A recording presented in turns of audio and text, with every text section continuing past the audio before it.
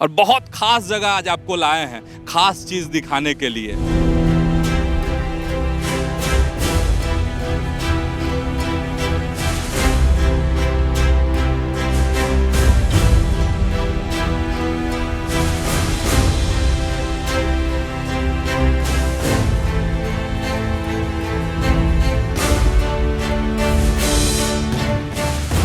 कि इस टर्मिनल का उद्घाटन कर सकते हैं पीएम मोदी। पनोरमा ग्रुप, जो सोचता है वो करता है।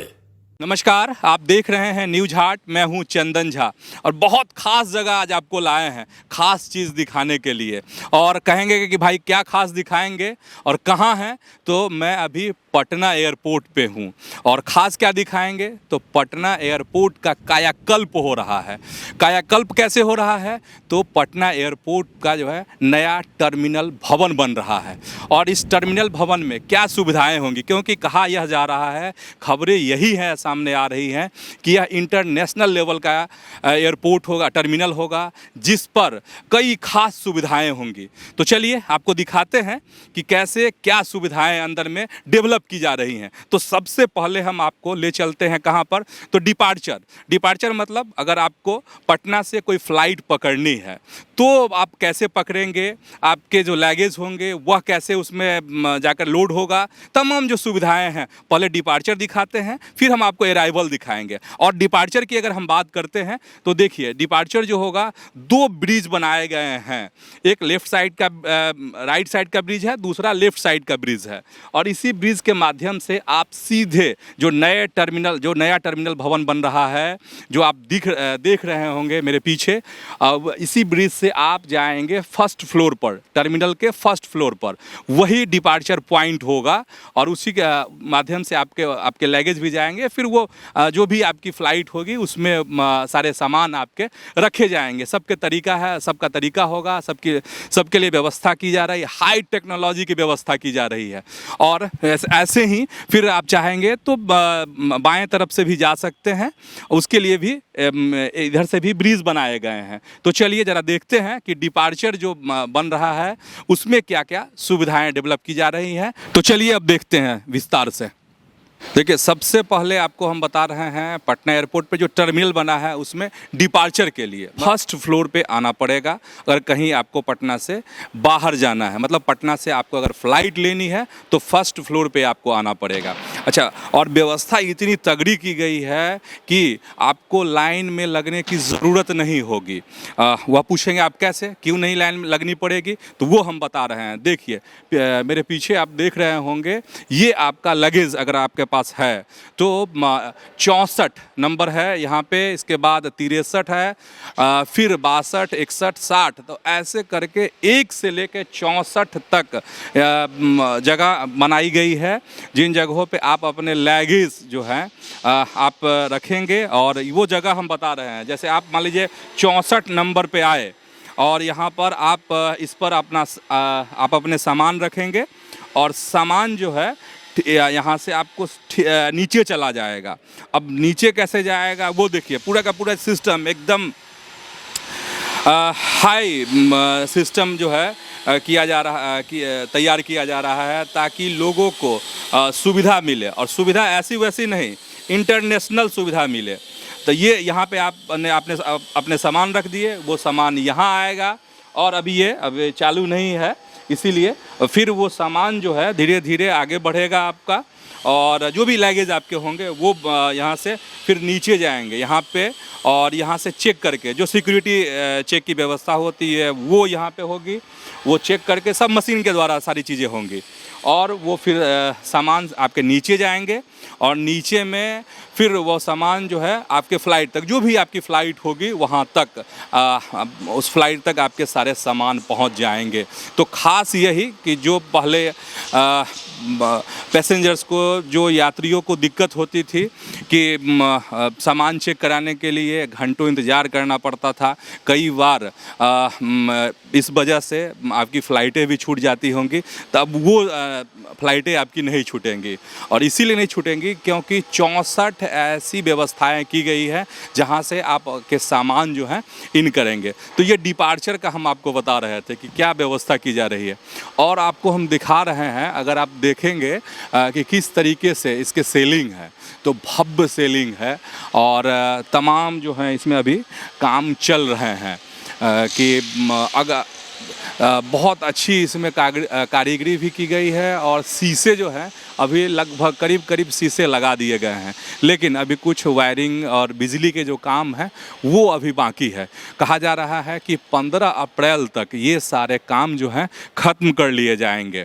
और इसलिए ख़त्म कर लिए जाएंगे क्योंकि प्रधानमंत्री नरेंद्र मोदी 24 अप्रैल को बिहार आ रहे हैं, और 24 अप्रैल को जब प्रधानमंत्री नरेंद्र मोदी बिहार आएंगे तो अब तक की जो खबर है उसमें कि पटना के पटना एयरपोर्ट पे जो टर्मिनल बन रहा है उसका उद्घाटन वह कर सकते हैं, इसकी एक बड़ी संभावना है। इसीलिए जब मैंने यहाँ पे बात की यहाँ के इंजीनियर से और जो भी कामगार यहाँ पे लगे हैं, तो उनका यही कहना है कि 15 अप्रैल तक हम सबों को सारे काम करके फिनिश करके देना है। और यही कह रहे हैं। अनऑफिशियल जो अधिकारी हैं वो अभी कैमरे पे कुछ बोलने के लिए तैयार नहीं है, लेकिन उन्होंने जो जानकारी दी है उसके मुताबिक यही है कि 15 अप्रैल तक सब कुछ फिनिश कर देना, अंतिम टच जो है दिया जा रहा है इन सब चीज़ों को। तो ये हम आपको डिपार्चर का बता रहे थे कि डिपार्चर कैसे होगा। अगर पटना से आपको फ़्लाइट लेनी है तो आप कहाँ आएंगे, कैसे आएंगे। तो पटना से फ़्लाइट लेनी है तो आपको जो नया टर्मिनल बना है उसके फर्स्ट फ्लोर पर पहले आपको आना पड़ेगा। इसके बाद आपके सारे सामान अंदर जाएंगे। वो हमने बता ही दिया कि कैसे टेक्नोलॉजी, हाईटेक टेक्नोलॉजी की व्यवस्था की जा रही है, जो आप इससे पहले पटना में इस तरह की सुविधा नहीं थी। और कई जब इंटरनेशनल एयरपोर्ट पे आप जाते हैं वहाँ जो सुविधाएं मिलती है उस तरह की सुविधा जो है पटना एयरपोर्ट पर देने की कोशिश की जा रही है। और कहा जा रहा है कि यही बदलता बिहार है, यही बदलता भारत है। और बदलते भारत की तस्वीर जो है, एक छोटी तस्वीर अब पटना में भी दिखेगी। कहाँ पर? तो पटना के एयरपोर्ट पर। पंकज जी हैं हमारे साथ, और पंकज जी जो हैं इंजीनियरिंग सेक्शन जो है यहाँ का उससे जुड़े हुए हैं, और जो टेक्निकल चीज़ है वो हमको बताएंगे। अच्छा पंकज जी, क्या कैसे होगा ज़रा बताइए तो, ताकि हमारे जो आम दर्शक हैं वो समझ सके कि नया जो टर्मिनल बन रहा है पटना एयरपोर्ट पर, तो क्या मिलेगा, खास क्या सुविधा होगी, क्या क्या चीज़ें हैं? खास सर देखिए, आपको ये मिलने वाला है कि जो पहले का टर्मिनल बिल्डिंग था वो पहले काफ़ी छोटा था, मगर अभी जो आपका न्यू बिल्डिंग है ये उससे मतलब कि डबल ट्रिपल बनाया गया है। और यहाँ पे पैसेंजर को मतलब हर चीज़ में सुविधा मिलेगी, मतलब एंट्री से लेके एग्जिट तक के लिए। जैसे ही पैसेंजर हमारे एंट्री होंगे तो ये जो डिपार्चर हॉल है इसको भी डबल किया गया है। अच्छा। यहाँ पे पैसेंजर को ज़्यादा देर तक लाइन में नहीं लगना पड़ेगा, आपको मशीनें भी वहाँ से सीधा ट्रिपल की गई हैं। और ये सारे बोर्डिंग पॉइंट है यहाँ पे, जैसे ही पैसेंजर आएंगे। अच्छा, ये जो है अभी जो दिख रहा है 32, 31, 30, ये इसको क्या बोलते हैं? Boarding point sir. अच्छा, बोर्डिंग पॉइंट है, मतलब जो आप सामान है वो यहाँ पे लाके पैसेंजर अपने बैग को सबमिट करेंगे, जो भी मतलब उनका लगेज होगा, और हैंड बैग जो है वो लेकर के अंदर जाएंगे। तो यहाँ पे उनको बोर्डिंग पास मिल जाएगा।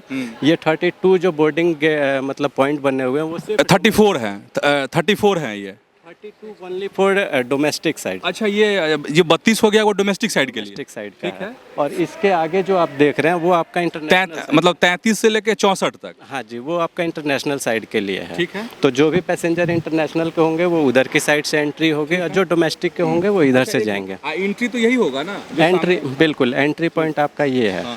तो वहाँ भी चेकिंग की जाएगी? वहाँ नहीं किया जाएगा, उसके लिए हमारे यहाँ पे डिपार्चर हॉल में 2 मशीनें लगेंगी रैंडम के लिए। अच्छा, वो मशीन अभी नहीं लगी? अभी आज लगेंगी। अच्छा, आज सेट हो जाएगी। हाँ, मैं उसी के लिए आया हूँ। अच्छा, आप उसी के लिए आए हैं? जी। तो मशीनें कहाँ लगेंगी? 2 मशीनें लगेंगी जी, हमारे यहाँ पे लगेंगी, उस पिलर के पास लगेगी। अच्छा, जहाँ अभी जो लाइट जल रही है? हाँ, ये नहीं, ये टावर पॉइंट जो है। अच्छा, ये टावर पॉइंट यहाँ पे लगेगी, और यहाँ पे लगेंगे। अच्छा, यहाँ पे लगेंगे जी। तो यहाँ पे पहले जांच हो जाएगा? ये सस्पेक्टेड पर्सन के लिए होगा, रैंडम चेक होगा। अच्छा, यहाँ रैंडम चेक होगा जी। प्रॉपर चेक इन जो है आपका वो अंदर की साइड में होगी, SH एरिया में। अच्छा, तो यहाँ जो आप बता रहे थे कि ये बोर्डिंग ये होगा, तो यहाँ पे अपना लोग लगेज रख देंगे, और वो लगेज फिर नीचे चला जाएगा। हाँ, वो लगेज नीचे जाएगा स्कैनिंग के लिए, और फिर उसके बाद जो उनका हैंड बैग होगा वो आपको अंदर में ये SH एरिया बोलते हैं। अच्छा, तो सिक्योरिटी होल्डिंग एरिया, यहाँ पे CISF उनकी जांच करेगी, हैंड बैगेज के लगेज का चेक इन जो है वो कहाँ पर होगा जहाँ पे CISF जांच करेगी? ये जो देख रहे हैं आप ये पिलर, अच्छा, वो यहाँ पिलर, पे, हाँ, हाँ। वो लास्ट में जो दिख रहा है। हाँ, ये जो जितने पिलर हैं यहीं पे हमारी मशीनें लगेंगी वेदांत कंपनी की। अच्छा, ठीक है। जी, हाँ, हाँ। तो वो सारी मशीनें यहाँ पे डोमेस्टिक के लिए हो जाएंगे, उधर की साइड में आपका इंटरनेशनल के लिए हो जाएगा। अच्छा, ठीक है। और इसके बाद सामान जो है से अपने आप पैसेंजर के जो भी संबंधित फ्लाइट होंगे वहाँ तक पहुँच जाएंगे? बिल्कुल, वहाँ तक चली जाएगी। वहाँ तक चली जाएगी। जी। अच्छा, थोड़ा सा हमको एरो ब्रिज के बारे में बताइएगा कि कैसे क्या है एरो ब्रिज सर, आपको क्या है ना कि वो जहाँ पे फ्लाइट रहती है, हाँ। जहाँ पे फ्लाइट लगती है वहाँ पे एरो ब्रिज लगाई जाती है। अच्छा, ठीक है। जी, वहाँ पे मतलब पैसेंजर को जो है कैरी करने का काम किया जाता है एरो ब्रिज के थ्रू से। वो एरो ब्रिज से होते हुए वो एक प्लेटफॉर्म होता है ठीक है। कि उस प्लेटफॉर्म से उस फ्लाइट के अंदर पैसेंजर को घुसाया जाएगा। अच्छा, घुसाया जाएगा। जी, ब्रिज कहते हैं। तो ये तो डिपार्चर का हो गया। और जो लोग पटना आएंगे, फ्लाइट से उतरेंगे, जो अराइवल होगा, तो उसके लिए क्या तरीका होगा? उनके सामान कैसे निकलेंगे? वो जो भी पैसेंजर होगा वो बाहर कैसे आएंगे? अराइवल में सर ये ऊपर जो है स्पेशली आपको डिपार्चर है।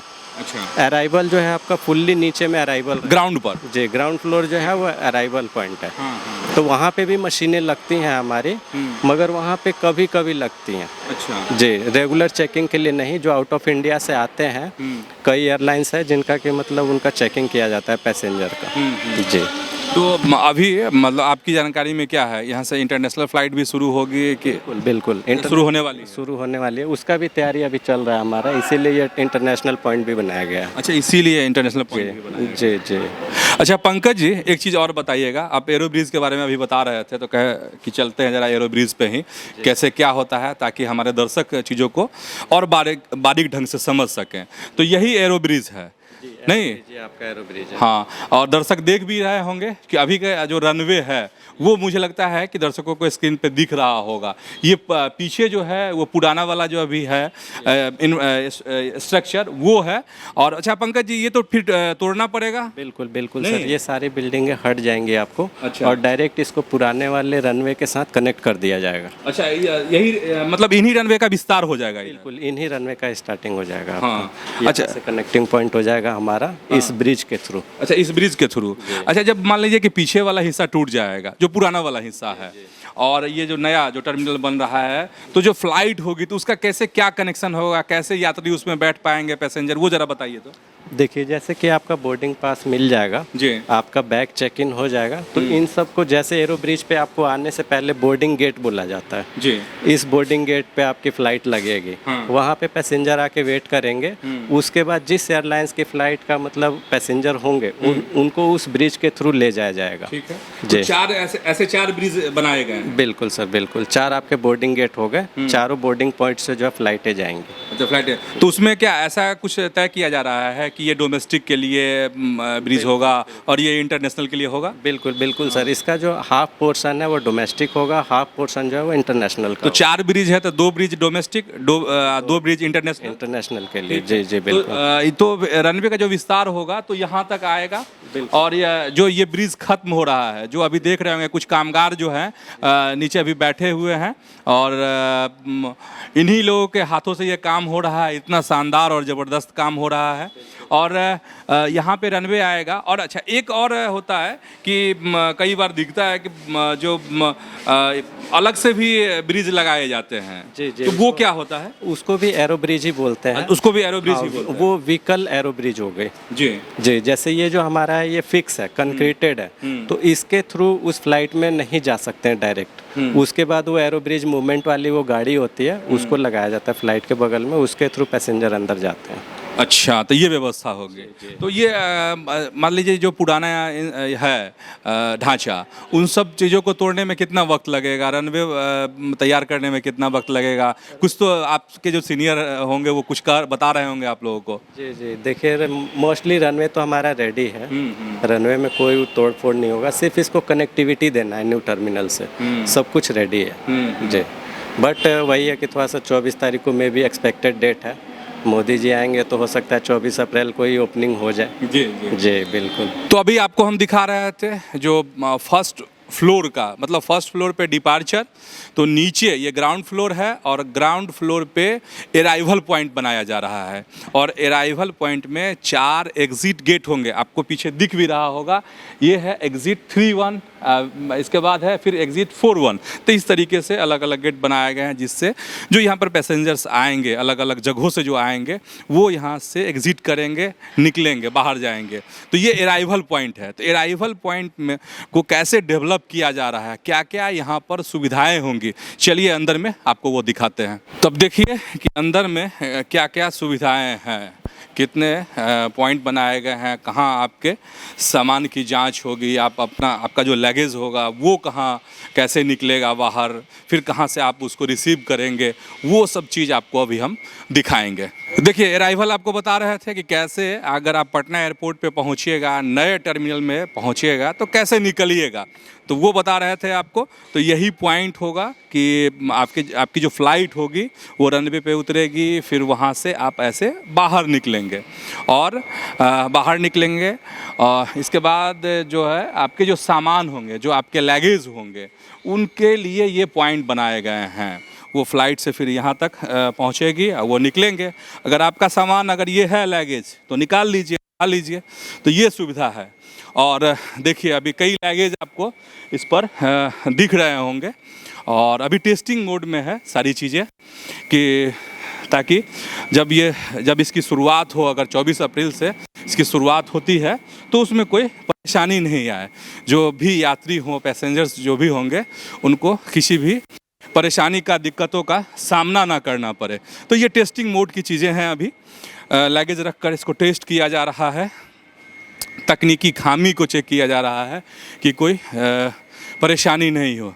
तो यही मशीन है और अलग अलग जो है इस तरीके से पॉइंट बनाए गए हैं, जिस पर आपके सामान जो है, ये अराइवल पॉइंट का है। और ऊपर में डिपार्चर हमने आपको दिखाया ही था कि ऊपर में आपके जो लगेज होंगे वो उसके लिए 64 पॉइंट बनाए गए हैं। और नीचे में इस तरीके से आपके जो सामान निकलेंगे उसके लिए आपको 1, 2, 3 और एक उधर 4 ऐसे पॉइंट बनाए गए हैं, जिसमें ये 2 नंबर का पॉइंट है, उसको हम दिखाने की कोशिश आपको कर रहे हैं। जो मशीनें चल रही हैं लगेज का, जो आपको फ़्लाइट से जब आपके सामान आएंगे तो यहीं तक आएंगे और इसी तरीके से आपको यहाँ से आप ले सकते हैं, अपने सामान प्राप्त कर सकते हैं। और जैसे ही पटना की धरती पर आपकी फ़्लाइट की लैंडिंग होगी और जब अराइवल पॉइंट पे आप पहुंचेंगे तो आपको एक ख़ास चित्रकारी से, पेंटिंग से आपकी मुलाकात होगी। आप देखेंगे मेरे पीछे वह चित्रकारी पेंटिंग दिख रही है जो दीवार पर उकेरी गई है, यह तस्वीर। और यह तस्वीर बहुत कुछ बताती है कि आप सही में बिहार में हैं, पटना में हैं। और हमने जो आपको दिखाया है, जो निर्माण दिखाया है, जो खूबसूरत एयरपोर्ट यहाँ पर बनाए जा रहे हैं, नए टर्मिनल बनाए जा रहे हैं, हमने सुरक्षा की भी चीज़ें आपको दिखाने की कोशिश की है। और हमने आपको यह भी दिखाया है कि CISF के जवान जो अधिकारी हैं वह जायज़ा ले रहे हैं, ताकि जब प्रधानमंत्री इसका उद्घाटन करें तो उसमें कोई चूक ना रह जाए, कहीं कोई समस्या ना आ जाए। और आपको बता ही दिए कि 24 अप्रैल को प्रधानमंत्री बिहार आने वाले हैं और खबर अब तक यही है कि इस टर्मिनल का उद्घाटन कर सकते हैं PM मोदी। और यह चित्रकारी, यह पेंटिंग आपको यही बता रही है कि यह बिहार का सबसे अनोखा और विश्वसनीय आस्था वाला त्यौहार है। छठ त्यौहार की यह तस्वीर है, यह पेंटिंग है। तो ऐसे ही आप न्यूज़ हाट के साथ जुड़े रहिए, खबरों से अपडेट रहिए। धन्यवाद, नमस्कार।